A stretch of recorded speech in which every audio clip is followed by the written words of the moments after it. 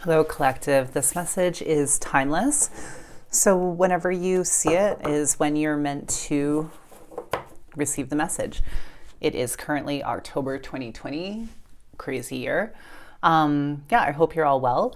If you're unsure how tarot works, you can check the description box below and it'll have all the information there. Okay, so I'm not currently doing any personal readings, but I do have a message for you here, so I'm just going to get it out.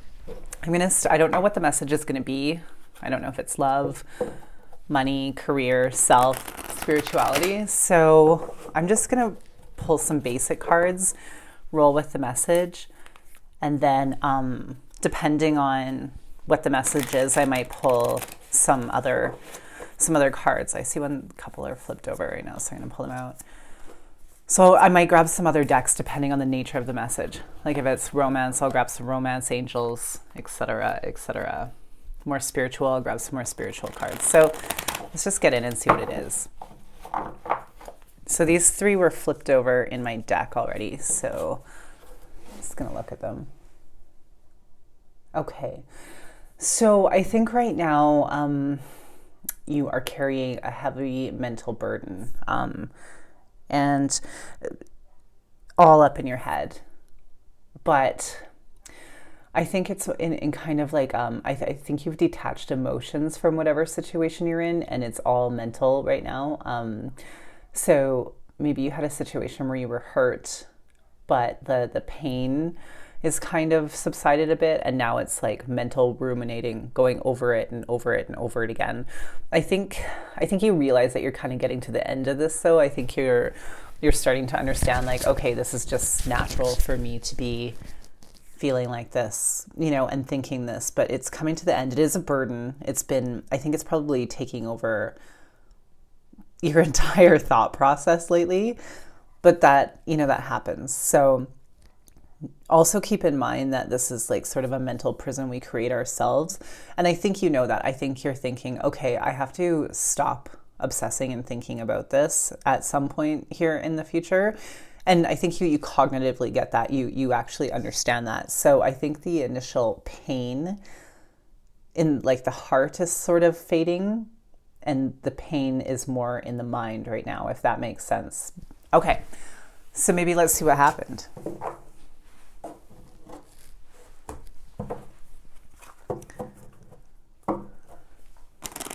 Past, let's do past, present, upcoming, future, and some advice. Yeah, sounds good.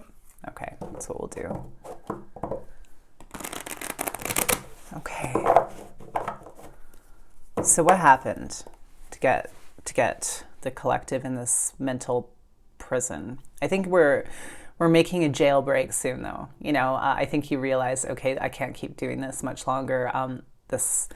There's going to be a jailbreak out of this mental prison. You know that only you can do it as well. Like, I think you might be past the point of trying to seek any kind of closure in whatever's happened.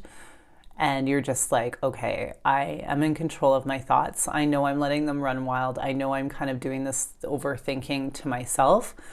And you realize it's coming to the end of it. So just don't beat yourself up. It's it's a natural process. So let's see what happened.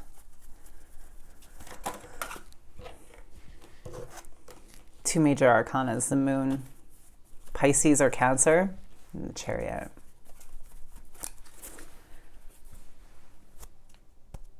Okay, so again, I think this is in the recent past. I think there was some kind of situation with there was some kind of deception that came to light. Something you probably kind of intuitively already knew, but didn't have any solid proof. It was more just like floating around, and you kind of knew it intuitively, but you didn't have any sort of solid proof to get like the information that you needed to make a final decision. Let me see if the information actually did come out, or if you just decided to move on gut instinct alone. Okay. So I think it was a love situation for this reading. So I think we got ourselves a love reading here. Okay, deception and love. So I think that there were some things, this was like a really strong connection, probably felt like a soulmate. I think at one point you might even have thought that this was going to last forever. Maybe there were some red flags that popped up that you might have or your intuition was kicking in, but I think the connection was so overpowering that you decided to just kind of ignore them or brush them aside. I think you knew them. You weren't blind, and I think that you intuitively felt some kind of deception going on. You just chose to continue forward anyway, which is fair. I've done it as well. We all have. So I think you decided to rush forward with it anyway. These are 3 major arcana, so I think this was a very powerful connection for you. It wasn't something that you just met somebody and dated for a couple weeks and it just didn't work out. Like this meant a lot to you. This really impacted you. And so you decided, despite red flags, despite maybe some deceptions that showed up, you decided like the connection was powerful enough and you were going to go forward anyway.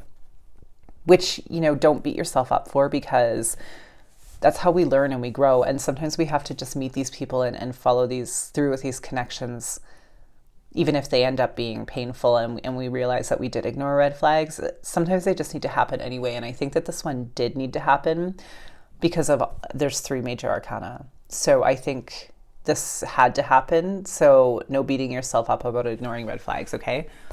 Sometimes those red flags teach us the most about ourselves. So let's go on. So deception, probably in love or some kind of partnership.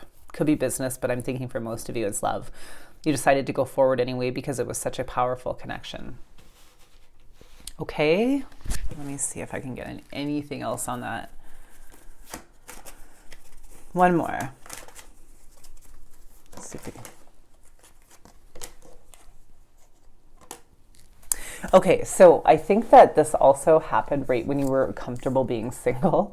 I think you were at a point in your life where you were like kind of in your power and you felt comfortable being single and being on your own and just kind of really doing your best, looking gorgeous, feeling emotionally comfortable.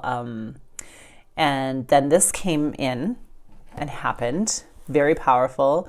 And I think it kind of shook this up, so you wanted to go ahead. And I think you felt like, despite the red flags, you thought, okay, I'm comfortable enough within myself. And this makes me really happy and it makes me feel really beautiful and confident. I think this person it could have been like a bit of a love bombing situation where they made you feel even better than you were feeling before. I think that they admired that about you, how good looking you were, and you seemed really stable and really comfortable and like really in your own power. And so I think someone came in and love bombed you, and you went ahead with it. And it did bring you happiness. I think you were really quite happy with the situation at first. Then the deceptions started creeping in.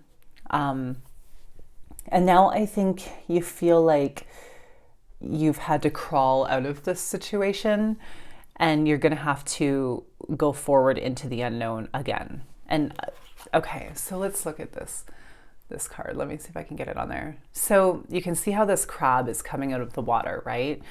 He's leaving the water. He's not going back. He's going to follow the trail, but the trail is not fully illuminated by light. And when things are at night, how they're not quite clear. Like you can be in a room at night in daytime and you can see everything, but then it looks like a completely different room at night, right? So you can see a bit, but it's not completely illuminated. And I think that's how you're feeling about your path right now.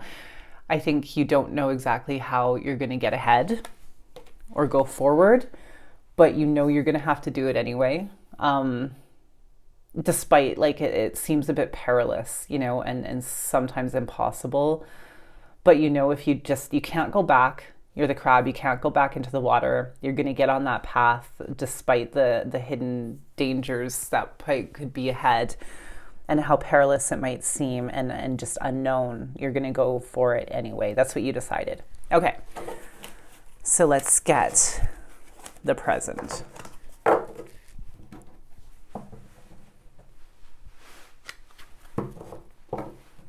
The present.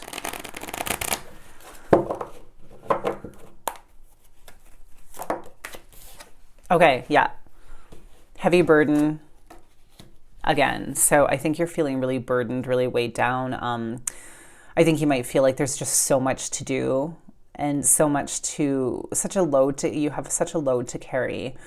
But what's making it even worse for you is that you're in this mental prison. So despite all of these tasks and things you have to do, you can't really focus too much because you're just focused on this one thing, ruminating as you go through your daily tasks, just thinking and thinking and thinking, and it burdens you down. I think it tires you too. Like, I think you don't even realize it sometimes that you've been like thinking about it and ruminating over what happened for like an hour, and then you snap out of it and you're like, I am exhausted. I can't believe I just spent like an hour being that obsessive about this situation, right?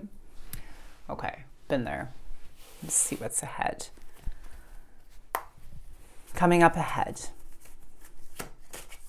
for the collective. What do they have to look forward to? Ooh, okay, look. I think you're going to get out of this. You're going to get out of this and you're going to be successful. And I think you're going to feel back on top, feel back on your power. People are going to start noticing you. And you're really going to be, you're going to be back on top. So don't worry, this is going to be successful. You have success coming in. You're going to get out of this bad energy, all right? Okay, so we have 2 10s here as well. So you're at the end, right? Like where you are now is you're right at the end. And I do think you're going to break out of that, okay? So for the collective, can I get some advice on how to break out of that and get into this? I'm going to take these cards away because we're going to try to move past that energy, right? Okay, so for the collective, how do they break out into that new energy? So I'm just going to grab a couple more decks to help you out. Okay, my chair.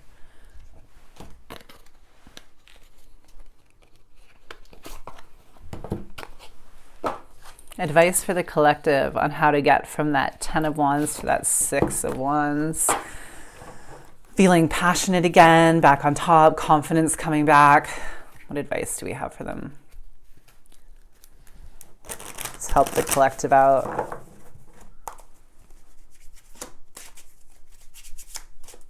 This is actually currently my own energy as well. So I'm looking forward to some advice just for myself too. So I'm right there with you, collective. Okay.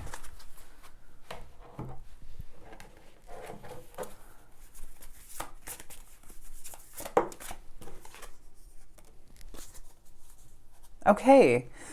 So we have love. Give some, get some, give some, it'll cheer your ass up. And have you eaten? You're acting like a big ass baby. You need food in your belly, eat a fucking taco.